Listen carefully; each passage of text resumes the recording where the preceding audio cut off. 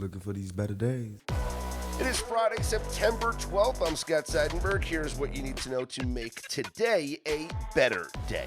It is Football Friday Part 2, which means we talk college football on this episode. If you missed Football Friday Part 1 with Jared Smith and I talking NFL, make sure you go and listen to that right here on this very same podcast feed. And make sure you are subscribed to Better Day wherever you get your podcasts from. Joining me here on this college football edition of Football Friday, our Part 2 episode, is Joshua Nunn. Josh works for the Action Network. He also co-hosts the BetUS TV college football show with me, and you follow Josh on Twitter at StepOnADuck. Josh, thanks so much for doing this college football episode with me. Hopefully the first of many Football Friday college football episodes that you'll be a part of here on Better Day. And let's jump right into it. Top 25 games this weekend. Overall, your assessment of this schedule, because we had a great schedule in week number 1, a not so great schedule in week number 2. How do you sum up this top 25 schedule here in week 3? Well, in my opinion, it's always a great schedule when we have games that are on TV and we can bet on them. If there's over-unders and point spreads, it's always a great week. So, I think the slate this week is actually really a fantastic one. We've got things that get started off really early there with Clemson traveling to Atlanta to take on Georgia Tech. We've got Vanderbilt, South Carolina, Notre Dame, and A&M play. I mean, there's just so many big games. Georgia, Tennessee in the 3:30 Eastern slate. So yeah, it's going to be a real learn weekend for us for these teams, right? We've seen a lot of these perennial top 25 teams that have been playing some easier non-conference foes, and now they really step up and ratchet it up this weekend. So we'll learn a lot. This is a good data point for a lot of teams. But the slate, I think, is loaded. I mean, just going down the card, we didn't even talk about the backyard brawl. There's just so many good games to keep an eye on. Arkansas Ole Miss will be good. Little nightcap with some of the Mountain West action. Minnesota and Cal will be a sneaky good game. So yeah, there's a lot of good football this weekend. Yeah, and you mentioned it. We're going to learn more about these teams. We're learning more about them each and every week. And so let's start with one of the games that you mentioned, bright and early. It is a noon kickoff there in Atlanta. Number 12 Clemson at Georgia Tech, and we've seen a lot of movement here on this spread as money is. It seems to be one-way action, Josh. It's all coming in on Georgia Tech. It was Clemson laying a field goal. Last I saw, there was even 2.5s in the market here. What's your opinion on Clemson going to Georgia Tech? Well, my opinion early in the summer was this was a great spot for Georgia Tech to have a program-defining win and a season trajectory-defining opportunity in front of them. And I actually bet Georgia Tech early in the summer to win the ACC at 14-1. As you look at their schedule the rest of the way after this one, and it's really favorable for the Ramblin' Wreck if they can get past Clemson here. Now, Clemson, this line has probably gotten a little out of control as the look-ahead lines in the summer were 9.5 or 8.5, and now we're bet all the way through some key numbers of 7 and 3 down to 2.5 at some spots. So it's probably gotten a little out of control at this point just because, we've got the perception of Clemson being poor, right? They really struggled last week against Troy. They were in major trouble, down 16-3 at the half. They really couldn't get it going against LSU, and so I really don't like to be on the side of the public where it's all one-way action. It usually doesn't go well. The public's right about 40% of the time, and we're not in the business of being right 40% of the time. But, something just tells me that Georgia Tech is going to be able to really truncate the game down, possess the ball, use their run game with Jamal Haynes, and then mix in the QB power there with Haynes King. I think they can complete enough short passes to keep the clock moving and keep possession of it. And at some point the switch will flip for Clemson and Klubnik will get it together. I just hope it's not this week. Yeah, it's a good point. It feels like, and I didn't want to make a bet just based off of this feeling, but there's so much love for Georgia Tech. I almost want to fade that love, as you mentioned. You don't want to be on the side of the public. I want to fade that love. But you just hit it. At some point, Clemson's going to look like the Clemson team that we all thought they were. And this could be the week. This could be the week when everybody's counting them out, when people are betting against them, when everyone's talking about Brent Key as a home underdog and Haynes King and how they're going to come through and pull off an upset here. And it's not going to be a big upset because the spread is now moving down. man, it would be so Dabo for Clemson to go in there and just blow them out, and then say, hey, we're here. And next thing you know, Clemson's the number 7 team in the country next week after a convincing win over Georgia Tech. Yeah, it's kind of got the feel of one of those Clemson games from 2022 or 2023 when Wake Forest was a darling and Wake Forest hosted Clemson and there was a real trim spread and it was moving down from like 11.5 all the way down to like 5.5. And then, of course, Clemson wins the game in double overtime. So, I mean, at this point, the value in the line is gone. Would it surprise me now if Georgia Tech wins the game on the field? No, I wouldn't be shocked. Would I be stunned if Clemson is in a dogfight and they pull away in the fourth and win by, kick a field goal to win by 10, extend the margin a little bit? No, I wouldn't be stunned. So, I think this will just, now the betting value is gone. It'll be a good data point. Let's watch. Let's see how these teams compete in the trenches. Let's see if the pass attack can get there for Clemson, and then we can kind of move forward into conference play. I agree. By the way, Wake Forest last night was just such a disgusting loss for me. We're talking about covering for 56 minutes. 6 minutes of that, 54 minutes, 56 minutes of that game, whatever. And just they, oh my goodness. I tweeted out so much about this last night because it just bothered me. This was my best bet. I lost it at 7.5. It closed at 7. And anytime you get a game at plus 7.5 that closes at 7, you got to feel good about yourself.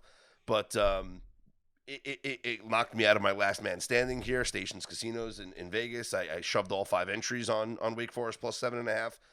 They went 6 consecutive drives last night without getting a first down. They went almost 2 hours of real time without getting a first down. That was some of the worst football I've ever seen in the second half by Robbie Ashford at quarterback.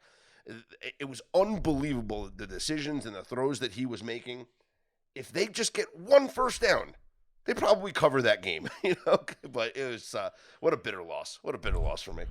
Well, I was on it with you, and it was just so disgusting to see twice at 2 different points in the game they were up double digits on the field. Yeah, and they were cranking, and I just don't understand. The interception to the defensive lineman in the first quarter was a momentum changer, but then Wake Forest still was able to rally the troops right after that and score and force a punt, go down and kick a field goal. I mean, they moved the ball the entire first half. It was really stunning to see that they couldn't accumulate a first down. Yeah, like you said, 1 or 2 first downs change the field position a little bit. It's a totally different outcome.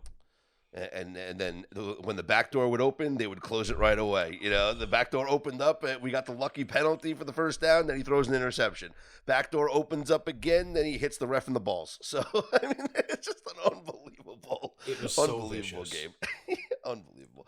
All right, let's move on to the rest of the games here on Saturday. We'll talk about the biggest top 25 teams in action. One interesting game in that early window is number 19 Alabama hosting Wisconsin. Wisconsin still on their backup quarterback, but I understand O'Neal played last week against mid-Tennessee. Now he's got to go into Tuscaloosa to play against Alabama. Meanwhile, Alabama could be getting reinforcements back, as the Tide could be getting, the best wide receiver in the country, not named Jeremiah Smith, back in terms of Williams playing. So does Alabama have enough offense here to cover 3 touchdowns? I firmly believe they do. And, you look at Wisconsin's scores in their first 2 games of the season against Middle Tennessee and Miami of Ohio. But what I would like to do is let's look at where this bunch was at in the middle of the third quarter against these 2 teams. And they were in some significant fights. You look at the middle of the third quarter against Miami of Ohio, who had returned 0 starters on offense. They had Daquan Finn, who shined in the MAC before, but just could not move the ball or get a first down, and neither could Wisconsin. It was just stunning to see a 3-0 game in the middle of the third quarter in one where they really needed a feel-good situation, a feel-good win. They really didn't get it. You look at last week against Middle Tennessee, who looked terrible in their opener against FCS Austin Peay, and Wisconsin should have just completely dominated this team. They ended up doing that in the fourth quarter, but it's 14-10 at half, and Middle Tennessee is moving the ball into Wisconsin territory and all the way down to the red zone. They got stopped on downs, but Middle Tennessee was right in that game in the middle of the third quarter. Very, very concerning for me if I'm Wisconsin. I think Alabama really, you look at Kalen DeBoer and his group, really sick of having that Florida State stink on them last week, and it was really ULM who paid the price, 73-0. But I think this group really ratchets up the intensity. Their preparation is going to be rock solid. Last year, nobody had worse quarterback play in Mountain West Conference play than San Diego State. Well, Danny O'Neal was a big part of that. He was just terrible for San Diego State. I don't think it's going to go very well here. I would have no issue laying the 3 touchdowns with Alabama. Wisconsin, probably good for 10. I think if Alabama scores 35, which they're more than capable of doing, they'll cover this big number. I agree there. There's a reason why Edwards was the starter to start the season, not Danny O'Neal. So, obviously, that was the decision that was made in the best interest of Wisconsin football. And not having Edwards once again, it's going to rely on O'Neal here going to Tuscaloosa to take on number 19, Alabama. Let's move on to a marquee matchup here in the SEC. 3:30 Eastern time on ABC. Number 6, Georgia at number 15, Tennessee. Line was at 3.5 for the majority of this week, Josh, and we're seeing here upwards of 4. Even some of the online books at FanDuel Sportsbook, it's at 4.5 for Georgia. I know Georgia was a play that you gave out on the BetUS TV college football show. Would you still play it at 4? Oh, yeah, I'd play it at 4. I would play this to 14. I mean, the perception of these two teams and how they've changed drastically just based on how the results have ended up against lesser competition is stunning to me. Just 3 short weeks ago, you look at Tennessee before the season had started. They were a mess in camp. They were dealing with injuries. The Nico saga had just created this sort of buzz with Tennessee that they were going to be terrible, and I still think that's true. I can't believe that this line has crept down the way it was. This was a line that I circled in the summer where I thought Georgia was going to be able to just completely destroy Tennessee in the trenches. When you look at Joey Aguilar now coming in for Tennessee, over the last 2 years, I went back and looked when he was playing in the Sun Belt. When you look at his metrics, 50 big-time throws to 51 turnover-worthy plays for Aguilar. But when he's pressured, just 11 big-time throws, 26 turnover-worthy plays. I don't think Aguilar is going to be able to handle the pressure here. He hasn't faced any adversity thus far with Syracuse and East Tennessee State, providing no resistance to what they want to do offensively. Well, it's a different animal here with Georgia. This front seven is really going to wreak havoc in the backfield. And what happens is the decision-making becomes poor, the turnovers increase, the throws become short-armed. It's just not going to go well, and I just don't see a path for Tennessee really moving the football or being able to matriculate it downfield enough to get to accumulate scoring chances. So I don't see how Tennessee scores a ton here. I'm comfortable with Georgia and their ability to run the football against Tennessee's front seven. Gunnar Stockton has been in high-pressure situations before and has performed well. I think he'll be efficient here, completing 70% of his passes year to date. I'm not worried at all about his play. This will be a hostile environment. This will be a fun game, but Georgia's going to win this game by at least a touchdown. I think they cover all numbers. I completely agree. And tell me if you agree with this on Gunnar Stockton, because I've talked to some people that are, around Georgia. It felt like last year at times, maybe the team wasn't exactly behind Carson Beck. And I'm not, going to question like the relationship with the players and the quarterback, but he would say some things. They would ask other teammates about it in the media, and they didn't really back him as much as maybe, you'd like to see. It felt like once Gunnar Stockton came in, and he played in the SEC championship game and in the bowl game, and this year, it feels like the players really like him. Like, I don't know. It just feels like he truly has the vibe of the team. And you like to see that with a young quarterback. Do you get that sense watching Georgia Tech at all? I mean, watching Georgia at all? Yeah, I do. And I mean, I think it really matters in a locker room with, 95 kids that are 18 to 22 years old. You want a guy that the team can rally behind, and you want someone who's going to have control of the offensive platoon. And at times we saw it with Carson Beck where it just didn't seem like it was hitting on all cylinders. He was isolated at times from the group, and it was kind of jerky. So, yeah, I think Stockton's a guy who can really kind of grow up in the program here and really grow up in the system. And every day and every week he's gaining more trust from the people around him. So, yeah, I think it's probably a better fit. Let's talk about Carson Beck. Number 5, Miami hosts number 18, South Florida. Miami, this is a really interesting game. They're up to 17.5-point favorites. We're looking across the board here. No real movement off the 17.5. The question is, can South Florida do it for 3 consecutive weeks? Pull the upset over a top 25 opponent? I mean, I don't know that I'm going to call for them to pull the outright upset, but there's definitely a path for them to keep this game close and keep it low scoring. They did it against Florida. They did it against Boise State. I think as long as they can execute offensively, win the one-on-one battles, they're going to have to run the football a little bit. And if Byram can break down that Miami defense a little bit with his legs, they can stay on the field and at least move the football to keep their defense out of bad situations. Yeah, there's certainly a path for them keeping it close. I don't expect this game to be a 4-touchdown blowout by any stretch. I think it'll be lower scoring in the first half. And, you look at Miami, and they did really well in that opener on national TV in the sloppy field conditions against Notre Dame. But some of those throws that were made, they ended up resulting in touchdowns for Carson Beck, but they were still poor throws. They were throws into double or triple coverage, and they were just low percentage throws that ended up working out. Well, you do that over the course of a season, some of that will even out a little bit. So, I don't know. I'll be interested to see how Miami really wins this battle in the trenches. They're very talented on the defensive front, and their offensive line is rock solid. So it could be men against boys once you get out there on the field. But at this point, I have every inclination to believe that South Florida can at least go down there and give them a game for a half. Yeah, it's like I want to bet South Florida. I really do. But would it surprise me if Miami blows them out and South Florida turns, back into a pumpkin? Maybe a little bit, but not so much. I think it would surprise me more if South Florida wins this game, even though we've seen it for the first 2 weeks. It's like, I feel like we're going to get some real answers about South Florida this week. And so to me, I don't necessarily, I'm not rushing to the window to bet this game. I'm very intrigued, though, to see what happens. Let's go into our next game here. Number 17, Ole Miss hosting Arkansas. And it seems like one-way action here as Ole Miss is down to a 6.5-point favorite over Arkansas. I don't necessarily agree with the move. I don't think Arkansas is an overly strong team. They've played two terrible, terrible defenses up to this point in SWAC bottom feeder, Alabama A&M, and then Arkansas State, who lost all 11 starters from last year's terrible defense. So the results really haven't been that surprising. I'm real interested to see what the Hogs do when they face a little adversity. And now you go on the road in conference play. Ole Miss, we know what they're all about. They've already got a conference win on the road under their belt. It just seems to me like this one has kind of swayed maybe a little bit too far. I know that there was some question on the health of Ole Miss quarterback Austin Simmons, but they kind of refuted that and said, well, he's going to be fine. He's going to play.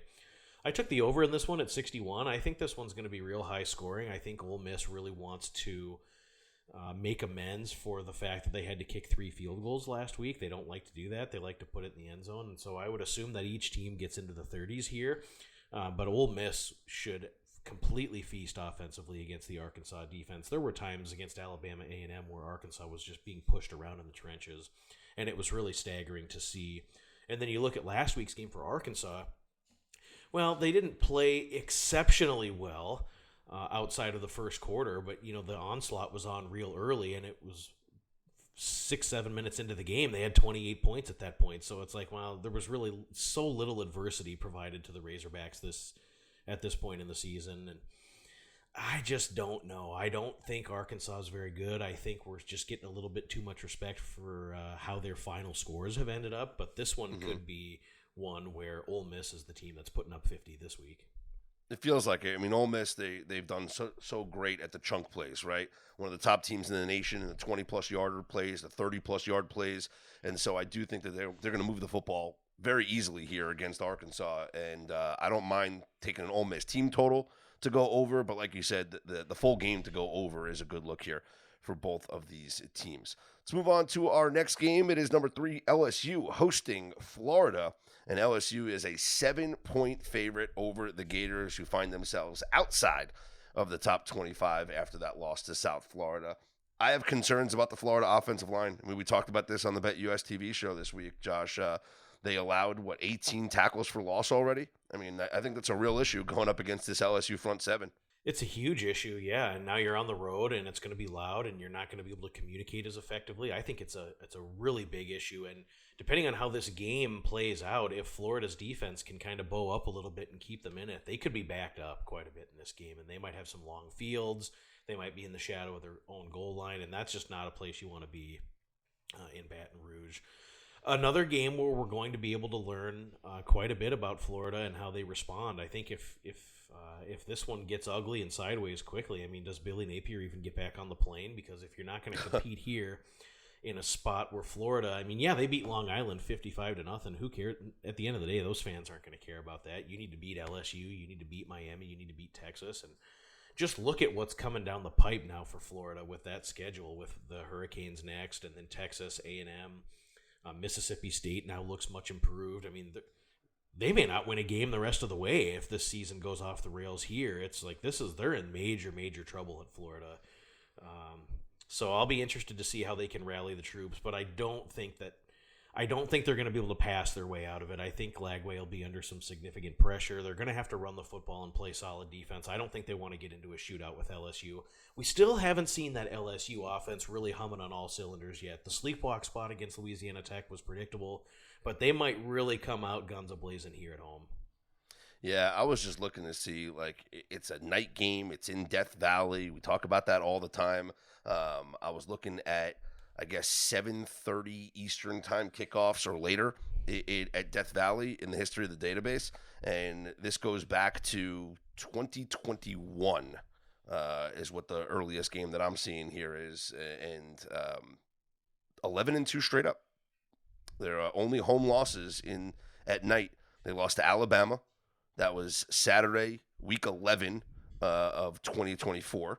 And then they lost to Auburn, and that was a week 5 game in 2021. Other than that, looks like all victories here in Death Valley at night. Tough place to go. Tough place for Florida here in this matchup. I don't mind laying it here with LSU. I'll be honest with you. I don't mind it. Yeah, 2021 was their down season, too. Yeah, yep. All right, let's talk about a big top 25 matchup here. Number 16, Texas A&M at number 8, Notre Dame. Notre Dame a 6.5-point favorite. A lot of questions about this line here because people think, oh, it's too much. It's disrespectful to A&M.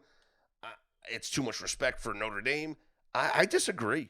Notre Dame ran all over them last year. And what's changed this year? Notre Dame's offensive line's better. The running backs are the same. And the game's in South Bend. It's not in College Station.